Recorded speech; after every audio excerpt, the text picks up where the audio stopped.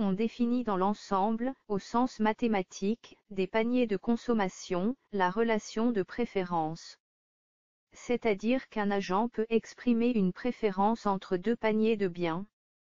On suppose que cette relation est complète, l'agent est toujours capable de comparer deux paniers de biens.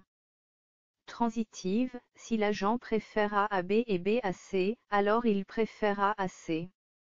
De comparaison, si l'agent compare les biens A et B, alors il les considère équivalents. De dominance, si l'agent préfère plus A à B. De substituabilité, si l'agent a préféré A par rapport à B à cause de la quantité, par exemple, alors il est toujours possible de rendre ce dernier indifférent de A en compensant l'insuffisance de B par un surplus de quantité. De plus, on supposera également qu'un consommateur préfère toujours consommer plus que moins. C'est-à-dire que si on prend un panier puis qu'on augmente la quantité d'un ou plusieurs biens, alors le nouveau panier sera préféré au panier initial, principe de non-satiété.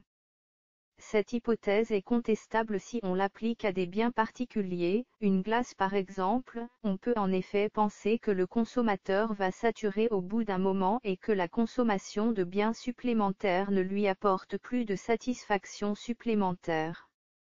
On va choisir de se placer dans un cadre de long terme, où la saturation est moins probable, l'agent risque moins de saturer s'il peut répartir sa consommation sur toute une année par exemple.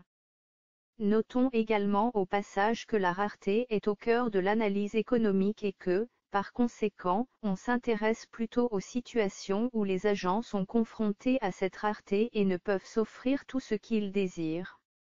La théorie de la préférence révélée propose de déduire les préférences du consommateur en observant ses choix.